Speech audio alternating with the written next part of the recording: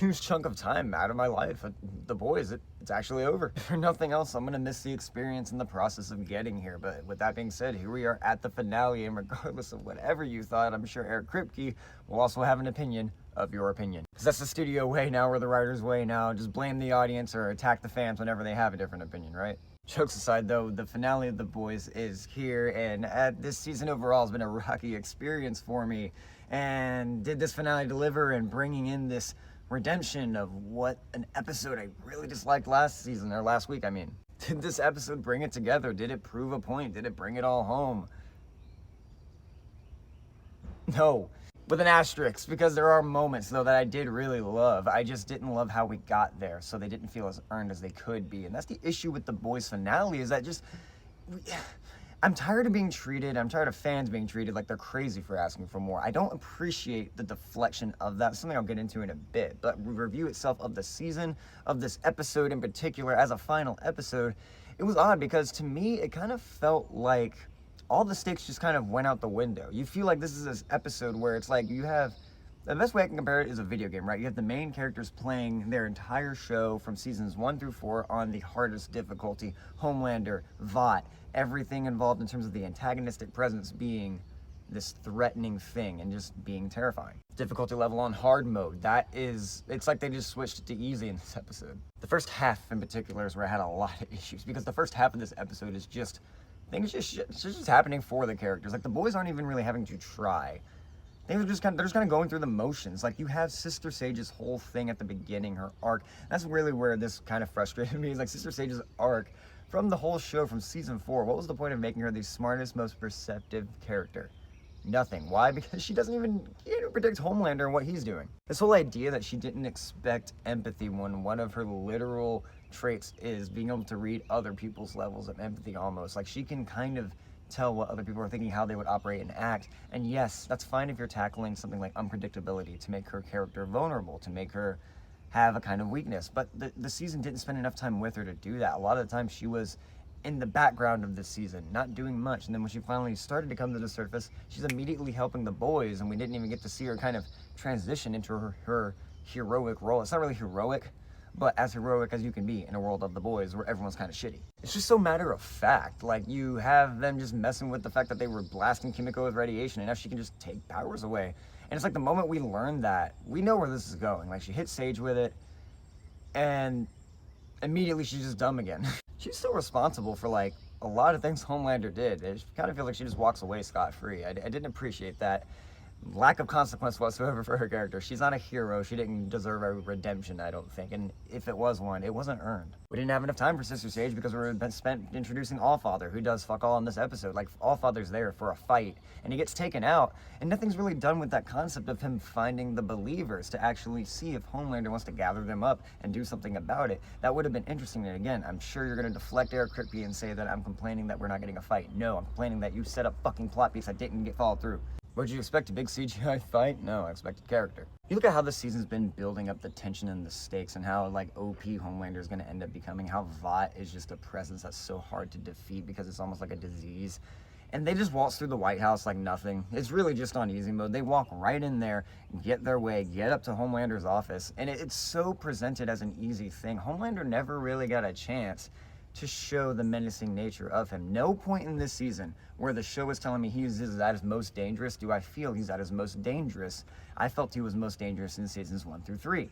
At no point in this season, when he is literally V'd up to have immortality, did he feel as threatening as he did in those previous seasons. And that's a lot on the writing. If not writing, the studio Amazon interference of being like, hey, focus on our spin-off shows. Why have Soldier Boy matter? And even though he's Homelander's dad, why have him in this finale when he can just be a spin-off show set up? Don't even get me started on that. That's really our last time we see Soldier Boy in this whole show.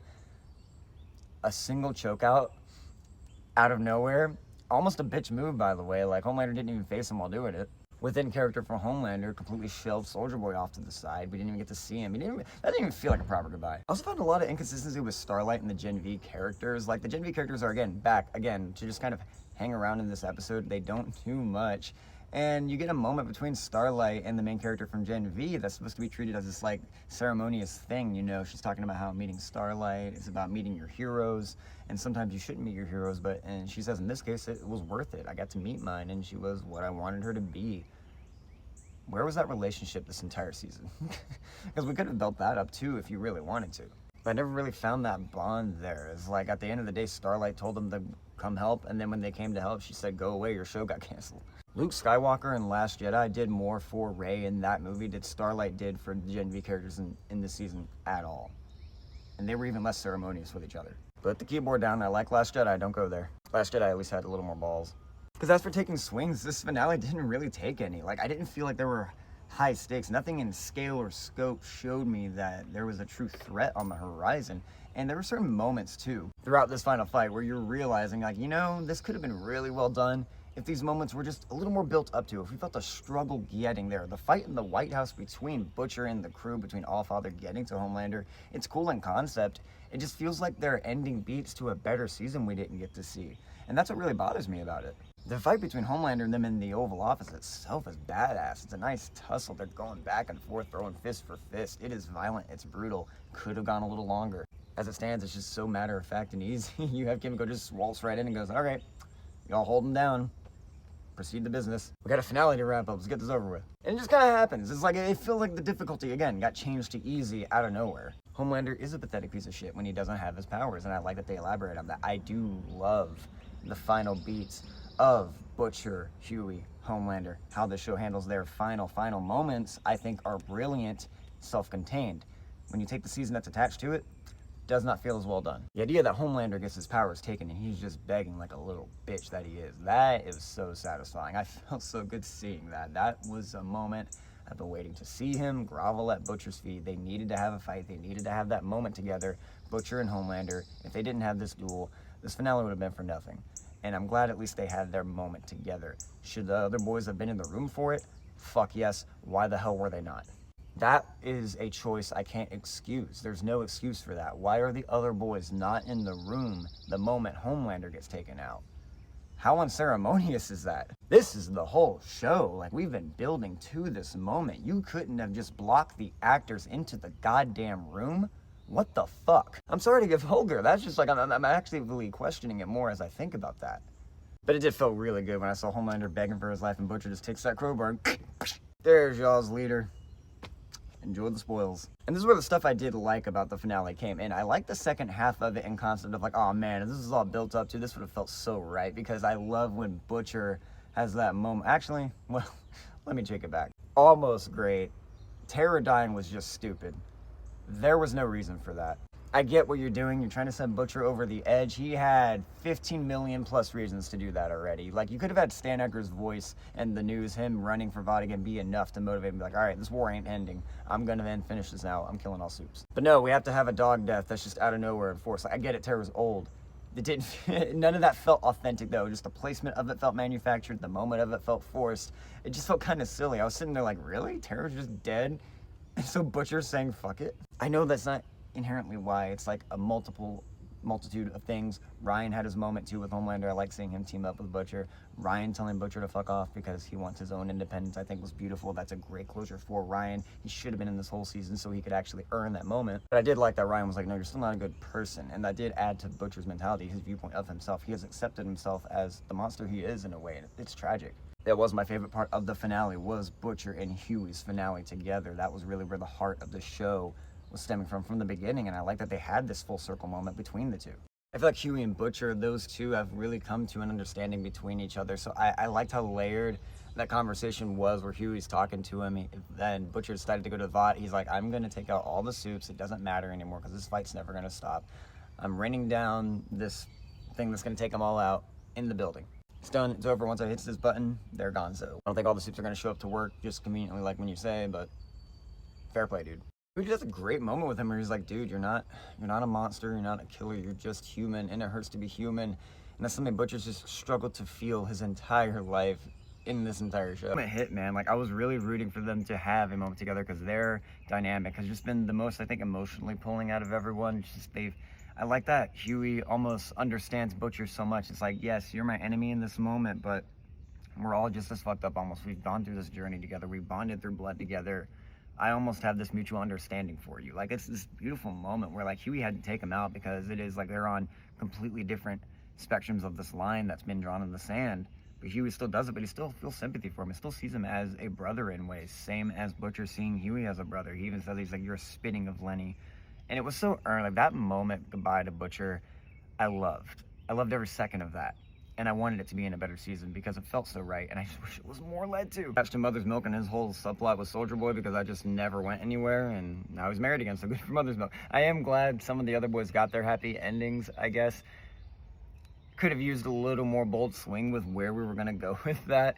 But with that being said, it was sweet seeing the characters I care about get their wrap up and get it sweetly because it's something I didn't expect the boys to fully go down. So I will say, in one way, optimistic ending is a subversion of expectations.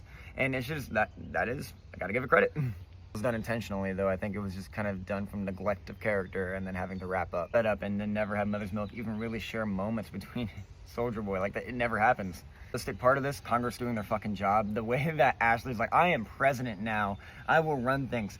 I'm going to jail because I am not seen fit. That would never happen. We've seen who's in office for the people. That's more fantastical than the Superman movie.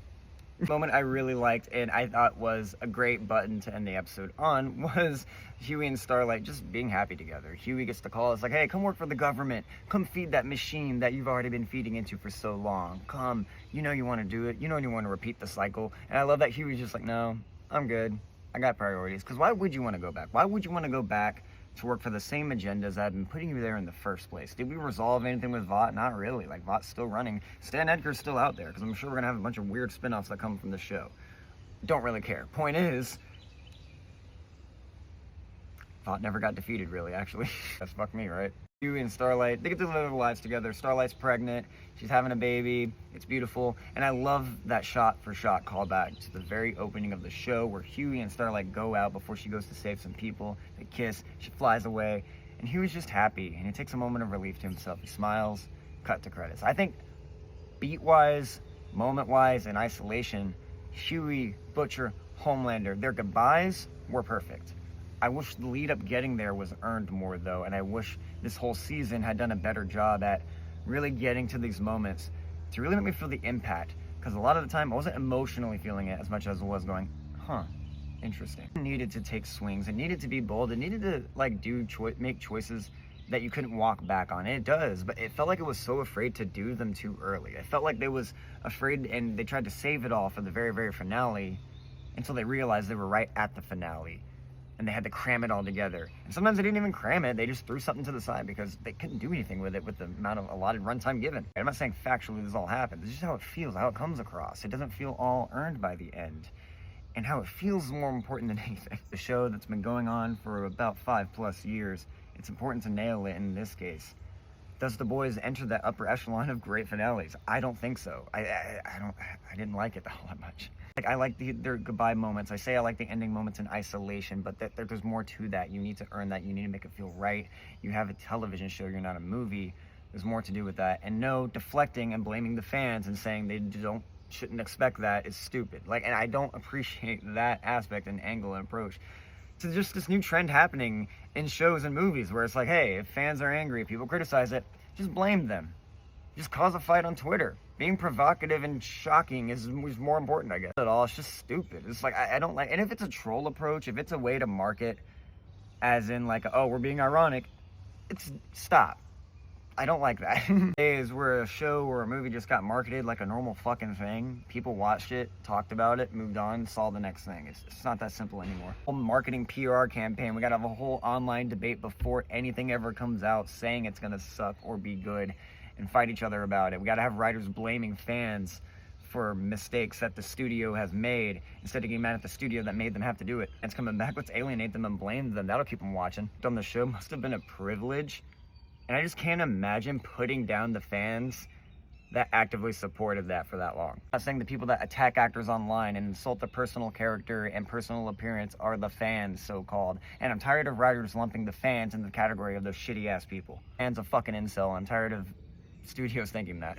We don't claim them, though. In their basement, where they belong, and we just don't acknowledge them. Power you can give to people like that. And if that's what studios and writers who tweet this shit being like, oh, fans are just being mean. Those aren't fans. Those are just mean people. Stop lumping normal people into that category. The best way you can defeat pieces of shit like that attack actors online, that attack direct people like just to harass them, like, you know, for example, the Rose Tico character in Last Jedi. People like that, people that just attack those actors, don't give them the time of day, and then they won't have a platform to get powerful. Hypocritically, I'm not attacking Eric Kripke himself. I should be saying, like, just in general, this mentality of being like, let's fight against everyone online for their reception of the show is just kind of absurd. And I've noticed it get crazier as the season's progressed, and I just kind of wanted to commentate on that. The Boys, it's over. It was a lot. Anything else, we can cheers to the fact that Homelander died like a bitch, like he deserved.